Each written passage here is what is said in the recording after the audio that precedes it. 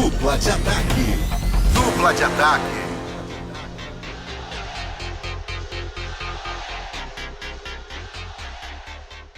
E aí, galera, bem-vindos a mais um Dupla de Ataque. Toda semana tem essa tabelinha no Futebol Globo CBN. Eu e o PVC falando de vários temas do futebol brasileiro, do futebol internacional, tudo por aqui no nosso canal no YouTube, que você já está inscrito, né? Espero que sim. Mas se não, vou te dar uma chance, youtube.com/Futebol Globo CBN, já se inscreve, ativa as notificações, porque você fica por dentro de tudo que rola aqui no nosso canal, o Dupla de Ataque, o Rodada Globo CBN, as nossas transmissões, e fica sabendo assim que tiver conteúdo novo por aqui. Então deixa o teu like, deixa o teu joinha, curte esse vídeo também, e o seu comentário, a sua sugestão.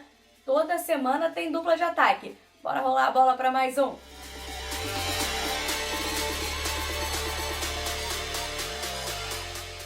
Nesse final de semana tem bola rolando pelo Campeonato Carioca, é a última rodada da Taça Guanabara, mas dessa vez tá valendo coisa importante, né? Tá valendo o título da Taça Guanabara para o clube que terminar no primeiro lugar e também vantagem do empate nas semifinais.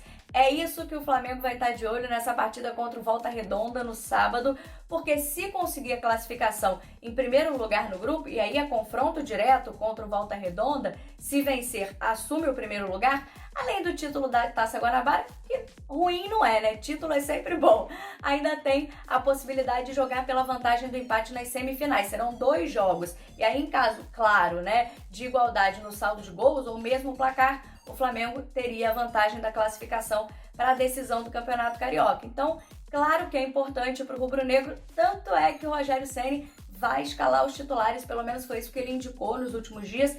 Pode até ser que tenha alguns desfalques, 1 ou 2 jogadores poupados, mas só se tiver algum risco de lesão, porque senão vai todo mundo para campo, força máxima, porque o Flamengo está de olho nesse título, mais uma tacinha para começar a temporada, que já teve a Supercopa do Brasil, e ainda a possibilidade dessa vantagem do empate nas semifinais. E melhor ainda que é confronto direto, né? Quando são 2 jogos, um prestando atenção no outro, a gente fica com a atenção dividida. Dessa vez não, Flamengo e Volta Redonda brigando por essa liderança nesse confronto aí no próximo sábado. E vai ser importante também para o Rogério Ceni pensar esse sistema defensivo para o jogo de terça-feira da Libertadores contra União La Calera no Maracanã, né? No primeiro jogo, já na estreia, mesmo a vitória sobre o Vélez mostrou muita deficiência, mas com um desfalque. O Rodrigo Caio não atuou e estará de volta contra o União La Calera, provavelmente será o titular também contra o Volta Redonda. E aí, essa dupla Rodrigo Caio, Arão e todo o sistema defensivo, principalmente ali os volantes, Diego e o Gerson, os laterais, precisam trabalhar melhor essa recomposição, que foi problema contra o Vélez. E justamente, um jogo contra o Volta Redonda, confronto direto, um adversário que está brigando também pela liderança, vai dar um nível de qualidade legal para o Rogério Ceni testar e trabalhar melhor esse principal problema do Flamengo, que no ataque está dando super certo, tem conseguido fazer gols, foi muito bem contra o Vélez nesse sentido, mas ainda tem essa questão defensiva. Ele pode aproveitar esse jogo para melhorar o entrosamento, ou pelo menos as jogadas ali, trabalhar melhor essa questão para a estreia, para o segundo jogo, né? Porque na estreia já teve problema, mas para o segundo jogo contra o União La Calera na terça-feira. Então, sábado, Flamengo e Volta Redonda, transmissão do Futebol Globo CBN. Estaremos de olho também em quem vai conseguir a liderança, o título da Taça Guanabara e como o Flamengo estará preparado para mais um jogo importante também na Libertadores. Olá, Camila Carelli. Olá, você que acompanha o Dupla de Ataque. Tem jogo de Campeonato Paulista todo dia, mas não tem clássico todo dia. Não tem clássico de Campeonato Carioca todo dia. A última rodada a gente espera para conhecer os adversários das semifinais. O clássico desse final de semana no futebol brasileiro é um Paratiba. Sabe o que é um Paratiba? Um Paratiba é um clássico Paraná e Coritiba. O clássico que tem apenas 31 anos de vida, porque o Paraná foi fundado em 89 e o primeiro clássico aconteceu em 90, com vitória do Coritiba sobre o Paraná por 1-0. Dessa vez, as duas equipes estão em momentos difíceis. O Coritiba tem vantagem na história, tem mais vitórias sobre o Paraná do que o Paraná sobre o Coritiba. Quando o Paraná nasceu, fruto da fusão do Colorado com o Pinheiros, a camisa vermelha do Colorado e azul do Pinheiros, por isso meio a meio, quando ele nasceu forte e nasceu ganhando logo um pentacampeonato paranaense. Acontece que o tempo foi passando e Coritiba e Atlético voltaram a ficar mais fortes. O Atlético mais ainda. Hoje o Coritiba é o 4º colocado do Campeonato Estadual e o Paraná está em 7º lugar. Ganhar esse clássico pode ser muito importante para a reação dos dois clubes que vão jogar representando o Paraná na Série B do Campeonato Brasileiro.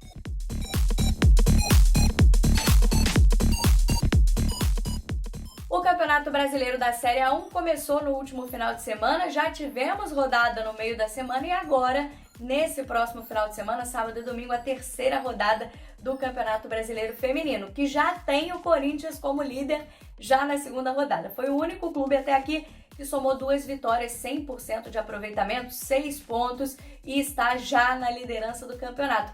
Mas vou chamar a atenção para esse duelo tático entre Corinthians e Botafogo na próxima rodada, justamente porque, diferente dos últimos anos, o Corinthians está tendo mais dificuldade. Parece que não vai ser tão fácil assim. Os concorrentes estão equilibrando muito a disputa. A gente viu nos últimos anos o Corinthians fazer placares elásticos, muita facilidade para vencer. Na primeira rodada contra o Napoli, time que ainda não pontuou nessa competição, vem da Série A2, o Corinthians até teve mais facilidade, mas jogou ali até com um time quase reserva, porque as principais jogadoras tinham voltado da seleção e não foram utilizadas nesse jogo porque teve uma atleta, a Érica, que testou positivo para Covid com a seleção. Então, por conta disso, por precaução, todas as jogadoras foram isoladas e não voltaram ao time para a estreia. Agora, nessa última rodada contra a Ferroviária, o Corinthians tinha todas as suas titulares à disposição, exceto a Érica, que, claro, está cumprindo ainda os dias de isolamento e de cuidado, né, por conta da contaminação com a Covid. Mas tirando a Érica, todas as jogadoras estavam à disposição. E o jogo contra a Ferrinha foi muito equilibrado. O Corinthians teve dificuldade para fazer as suas principais jogadas e o gol só saiu na bola aérea. Uma cobrança de falta da Andressinha, que a Gabi Zanotti fez o gol de cabeça. Ou seja, aquele esquema que o Corinthians trabalha muito bem, que todos os adversários já conhecem, está sendo muito bem marcado. Um time que gira muito a bola, mas tem também essa bola parada. Os adversários já conhecem o modo do Arthur Elias de jogar, embora ele consiga manter a estratégia mesmo mudando as jogadoras do time. Contra o Botafogo, vai enfrentar um adversário que explora muito bem também a bola aérea, principalmente com a Vivian. O Botafogo trabalha essa questão, esse fundamento. A Vivian quase fez um gol na derrota agora para o Real Brasília. E embora o Botafogo ainda não tenha vencido no campeonato, tenha só 1 ponto, é um time bastante ofensivo. Não é um time que recua muito as linhas, como o Corinthians está acostumado a enfrentar. Então a gente vai ver o Corinthians do Arthur Elias tentando ter a posse de bola e furar o bloqueio da defesa do Botafogo, que também tem uma grande goleira, a Rubi, e ao mesmo tempo se expondo à velocidade e aos contra-ataques da equipe alvinegra. Acho que vai ser um duelo bem interessante. Acho o Corinthians muito favorito, porque o Botafogo não se reforçou à altura da Série A1, tem muitas dificuldades, tem um investimento pequeno, mas tem um time competitivo e acho que vai trazer problemas que o Arthur Elias vai ter que resolver ao longo do campeonato se quiser ser tricampeão. Então, acho que esse duelo tático entre Corinthians e Botafogo pode dizer muito sobre um dos favoritos ao título nesse Campeonato Brasileiro de 2021. Pepe Guardiola sempre levou vantagem contra José Mourinho. A gente lembra de todos aqueles clássicos espanhóis de 2009 a 2012, e para 2009, 2010, 2010, 2011, 2011, 2012 saía faísca. Zé Mourinho enfiou o dedo no olho do Tito Villanova, assistente do Guardiola, mas o Barcelona era mais time do que o Real Madrid e ganhava a maior parte dos clássicos. Assim como o Manchester City é mais time do que o Tottenham. Só que o recém-demitido técnico do Tottenham, José Mourinho, por incrível que pareça, teve 3 embates contra o Manchester City de Guardiola, nessa passagem de 86 partidas por White Hart Lane, ou pelo Tottenham Hotspur Stadium, agora que mudou de nome e mudou de cara o estádio da velha White Hart Lane. Nesse período de 1 ano e meio, o Mourinho enfrentou o Guardiola 3 vezes. Ganhou 2, ambas por 2-0, e perdeu uma por 3-0. Incrível que quando finalmente conseguiu levar vantagem sobre seu velho algoz, Mourinho é demitido da maneira mais precoce da sua carreira. É a primeira vez que ele é demitido antes de completar 100 partidas num clube. Guardiola, então, vai para o confronto contra o Tottenham com um personagem único, podendo ser o técnico do time recordista de títulos da Copa da Liga, enfrentando o Mason, 29 anos, novo treinador do Tottenham Hotspur.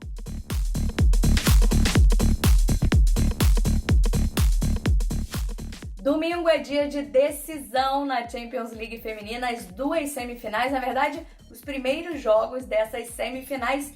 E teremos uma novidade nesse ano, um campeão inédito da Champions League. O Lyon não está nas semifinais, é isso mesmo, essa é a notícia. O Lyon está fora, foi eliminado pelo PSG e é de causar surpresa porque nos últimos 5 anos o Lyon foi campeão consecutivamente. Já tem 7 títulos no total desde que começou a competição nas 19 edições da Champions League. 7 títulos são do Lyon, mas desde 2016 veio conquistando todos os anos, ou seja, o desafio para ser campeão da Champions é impedir que o Lyon seja.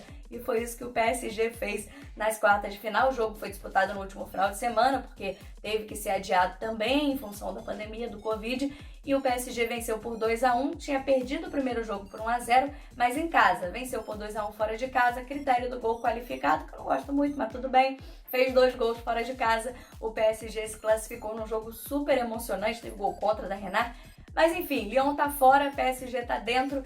E tanto o PSG quanto o Barcelona, que estarão em uma das semifinais, quanto o Chelsea e o Bayern de Munique, ninguém jamais foi campeão. Então, pela primeira vez nos últimos anos, né, a gente tem essa oportunidade. Teremos um campeão inédito nessa 20ª edição da Champions League feminina. De um lado, essa semifinal entre PSG e Barcelona tem, para mim, os favoritos ao título. São 2 equipes mais preparadas, que vêm de ótimas temporadas. Os 2 times estão jogando muito, inclusive isso aumenta o nível do confronto. Então, esse primeiro jogo já no domingo. Também no domingo, o primeiro jogo entre Bayern de Munique e Chelsea. O último clube alemão a ser campeão foi o Wolfsburg. Foi justamente o clube que atrapalhou ali a sequência de 7 títulos do Lyon. Foi campeão em 2 edições aí, entre esses 5 títulos, em 2015 e 2014, né? E a gente ainda teve o Frankfurt também sendo campeão nesse intervalo. Foram os últimos alemães, mas o Wolfsburg, o último. O Bayern de Munique pode ser mais um alemão a faturar o título. Em relação a clubes ingleses, já que estamos falando de Bayern de Munique e Chelsea, o Arsenal foi o único campeão inglês da Champions League feminina. Então teremos esses 2 bons confrontos no final de semana, no domingo. De um lado, Chelsea e Bayern de Munique, do outro, PSG e Barcelona. No outro final de semana, o segundo jogo, e no dia 16 de maio, a grande decisão. Não tem Lyon, mas teremos confrontos muito equilibrados nessas semifinais. Promessa de jogão, vou estar de olho. Hoje a gente vai falar no clássico internacional da final da Copa da Liga. Você pode pensar que é o torneio menos importante da Inglaterra, e é uma espécie de campeonato estadual em valor, só que quando tem a final vira a grande manchete no dia seguinte. Vai se falar mesmo de Manchester City e Tottenham nesse final de semana na Inglaterra. O Manchester City ganhou 5 das últimas 7 edições da Copa da Liga. Pra você ter uma ideia, quando começa a gestão do Manuel Pellegrini, em 2013 e 2014, o City tinha 2 conquistas de Copa da Liga. O Tottenham, hoje finalista, tinha o dobro, 4. Só que a última do Tottenham foi em 2008. E nestes últimos 7 anos, de 7 edições, o City ganhou em 14, em 16, em 18, em 19 e em 20. De 7 edições, ele ganhou 5. E por isso passou a ter a chance de se tornar o recordista de troféus da Copa da Liga, se vencer a decisão desse domingo contra o Tottenham. O atual recordista é o Liverpool. Isso também vem a calhar com aquilo que a gente falou tanto nessa semana de Superliga. O mérito esportivo faz as coisas mudarem. Quem diria 10 anos atrás que o City poderia ser recordista de alguma coisa no riquíssimo futebol inglês?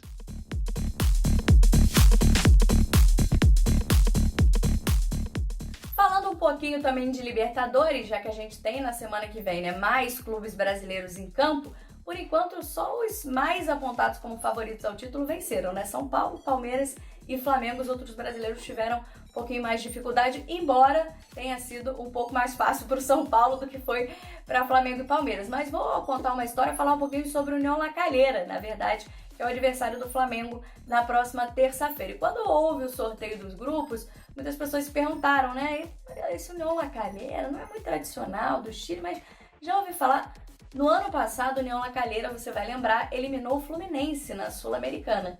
E em 2019, no ano anterior, na temporada anterior, eliminou a Chapecoense, outro time brasileiro, mas também na Sul-Americana. É a primeira vez que o União La Calera disputa uma Libertadores da América. E na Sul-Americana mesmo, a estreia foi em 2019, quando eliminou a Chape, mas depois caiu para o Atlético Mineiro, outro brasileiro que enfrentou, mas dessa vez levou a pior. E aí, no ano passado, a eliminação do Fluminense, que o torcedor do Rio de Janeiro certamente vai lembrar mais. Mas não é um time, apesar de ser evidentemente um azarão, a primeira vez na Libertadores, mas não é um time bobo não. Estreou empatando com a LDU, jogando em casa, não foi na altitude, mas mesmo assim 2-2 e jogando melhor que a LDU. Teve mais chances de fazer os gols. É um clube relativamente jovem, né? Tem menos de 100 anos de fundação e vem a cada ano melhorando seus resultados no Campeonato Chileno. Foi o segundo colocado ano passado, vice-campeão, tendo a Universidade Católica como campeão. Foi um campeonato chileno que o torcedor disse que foi muito diferente, porque o Colo-Colo, né, que é o mais tradicional time do Chile, quase foi rebaixado, mas a União La Calera conseguiu a vice-colocação, segundo lugar, e a classificação direta na fase de grupos da Libertadores. E tem um jogador muito conhecido do torcedor brasileiro, o Valdívia, aquele mesmo que passou pelo Palmeiras, é reserva do time, mas costuma entrar durante as partidas, então já tem um jogador aí que o Flamengo conhece bem. Fato é que o União La Calera é o azarão do grupo sim, é o time menos tradicional, mas vem de um bom trabalho. E na terça-feira contra o Flamengo vai mostrar isso, porque é um time que também gosta de ter a bola. Então, se o torcedor ainda não conhece esse time chileno aí, que a cada ano vai melhorando os seus resultados, vai conhecer com certeza na terça-feira. Não tá longe de ser um favorito ao título, não vai competir no mesmo nível que o Flamengo, que tem grandes investimentos, fez poucas contratações para essa Libertadores, mas é interessante ver o crescimento dessa equipe, tanto no futebol chileno quanto no futebol sul-americano. Então, União La Calera, agora a gente já sabe um pouquinho mais desse adversário chileno que está no grupo do Flamengo da Libertadores. Embora o City tenha todas essas conquistas recentes de Copa da Liga e o Tottenham tenha a última em 2008, a grande partida de todos os tempos entre Tottenham e Manchester City não foi pela Copa da Liga, foi por uma final de Copa da Inglaterra. Em 1981, o Tottenham era o time mais internacional da Inglaterra, porque tinha 2 estrangeiros, Oswaldo Ardiles e Ricardo Villa. O Manchester City era um time todo britânico, como acontecia, de um modo geral, no futebol inglês dos anos 80. Se você não sabe, a primeira vez que se permitiu a contratações de estrangeiros no futebol inglês foi em 1978. Antes disso, havia estrangeiros no futebol inglês, mas jogadores que, como por exemplo o goleiro Trautmann, que jogou nos anos 50 no City, era alemão refugiado de guerra. Como ele morava na Inglaterra, ele podia jogar no futebol inglês. Mas a abertura para o mercado, para ir para o exterior e contratar jogadores, se deu em 78. E o Tottenham foi ao mercado contratar 2 campeões do mundo. Oswaldo Ardiles, titular da seleção da Argentina, campeão do mundo em Buenos Aires, e Ricardo Villa, jogador do Racing, reserva daquela equipe argentina. Pois na decisão da Copa da Inglaterra de 81, o 6º título do Tottenham veio primeiro com um empate por 1-1. Hutchinson, do Manchester City, marcou para o Tottenham, contra. E Hutchinson, do Manchester City, marcou também para o City, 1-1. Naquele período, o empate provocava um replay, um jogo extra. E no jogo extra, Tottenham ganhou por 3-2, com 2 gols de Ricardo Villa, o primeiro herói argentino da história da Copa da Inglaterra. E num Tottenham em Manchester City, como que vai acontecer nesta decisão de Copa da Liga.